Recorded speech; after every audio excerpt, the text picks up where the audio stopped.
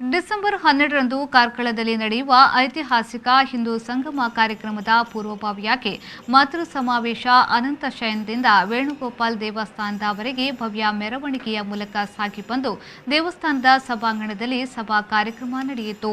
ವಿಶ್ವ ಹಿಂದೂ ಪರಿಷತ್ ಪ್ರಾಂತ ಸಹ ಕಾರ್ಯದರ್ಶಿ ಕೃಷ್ಣಮೂರ್ತಿ, ಬಜರಂಗ ದಳದ ಪ್ರಾಂತ ಸಂಯೋಜಕ ಸುನಿಲ್ ಕೆಆರ್, ಮಾತೃಶಕ್ತಿ ಜಿಲ್ಲಾ ಪ್ರಮುಖ ಪೂರ್ಣಿಮಾ ಸುರೇಶ್, ವಿಶ್ವ ಹಿಂದೂ ಪರಿಷತ್ ತಾಲೂಕು ಉಪಾಧ್ಯಕ್ಷ ಅಶೋಕ್ ಕುಮಾರ್ ಜೈನ್, ದುರ್ಗಾವಾಹಿನಿ ತಾಲೂಕು ಸಂಯೋಜಕಿ ಸುರಕ್ಷಾ ಉಪಸ್ಥಿತರಿದ್ದರು.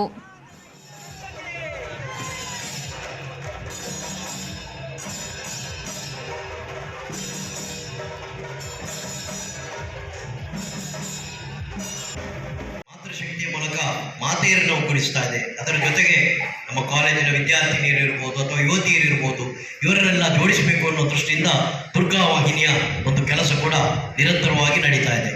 ಈಗ ಇಷ್ಟೆಲ್ಲ ಕೆಲಸ ನಡೀತಾ ಇದ್ರೂ ಕೂಡ ಇನ್ನೊಂದು ಭಾವನೆಯನ್ನು ಕೂಡ ಇವತ್ತು ನಮ್ಮ ಮನಸ್ಸಿನಲ್ಲಿರ್ಬೋದು. ಇವತ್ತು ದೇಶದಲ್ಲಿ ಆಡಳಿತ ನಮ್ಮ ಪರವಾದ ನಮ್ಮ ಪರಿವಾರದ್ದೇ ಸಂಘಟನೆ ನಡೀತಾ ಇದೆ, ನಮ್ಮ ರಾಜ್ಯದಲ್ಲಿ ನಡೀತಾ ಇದೆ, ಬಹುಶಃ ನಮ್ಮ ಜಿಲ್ಲೆಯಲ್ಲಿಯೂ ಇರ್ಬೋದು, ಪುರಸಭೆಯೂ ನಮ್ಮದಿರ್ಬೋದು, ಎಲ್ಲವೂ ಇರ್ಬೋದು. ಇಷ್ಟೆಲ್ಲ ಇದ್ದರೂ ಕೂಡ ಇವತ್ತು ನಿರಂತರವಾಗಿ ನಾವು ನೋಡ್ತಾ ಇದ್ದೇವೆ. ಆಚೆ ಕಡೆಯಿಂದ ಗೋ ಹತ್ಯೆ ಆಗ್ತಾ ಇದೆ, ಗೋ ಕಳ್ಳ ಸಾಗಾಟ ಆಗ್ತಾ ಇದೆ, ನಮ್ಮ ಹುಡುಗಿಯರನ್ನ ಇದಕ್ಕೆ ಲವ್ ಜಿಹಾದ್ ನೆಪದಲ್ಲಿ ಕೊಂಡೋಗುವ ಕೆಲಸಗಳಾಗ್ತಾ ಇದೆ. ತೊಂದರೆಗಳು ನಿರಂತರವಾಗಿ ನಡೀತಾ ಇದೆ. ಡಿಸೆಂಬರ್ 12ರಂದು ನಡೆಯಲಿಕ್ಕಿರುವಂತಹ ಹಿಂದೂ ಸಂಗಮದ ಪೂರ್ವಭಾವಿಯಾಗಿ ನಾವು ಇವತ್ತು ಮಹಿಳಾ ಮಾತೃ ಸಂಗಮವನ್ನು ಮಾಡ್ತಾ ಇದ್ದೇವೆ.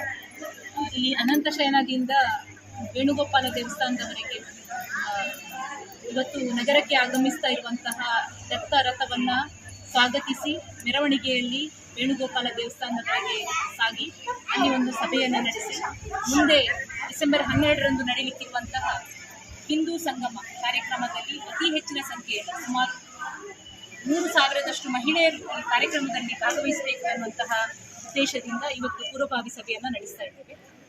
ಈ ಮೂಲಕ ನಾವು ಎಲ್ಲ ಮಹಿಳೆಯರಲ್ಲಿ, ಕಾರ್ಕಳ ತಾಲೂಕಿನ ಎಲ್ಲ ಮಹಿಳೆಯರಲ್ಲಿ ವಿನಂತಿಸಿಕೊಳ್ಳುವುದೇನೆಂದರೆ ಡಿಸೆಂಬರ್ 12ರಂದು ನಡೆಯುತ್ತಿರುವಂತಹ ಹಿಂದೂ ಸಂಗಮದಲ್ಲಿ ನಾವೆಲ್ಲರೂ ಭಾಗಿಗಳಾಗ್ತೇವೆ.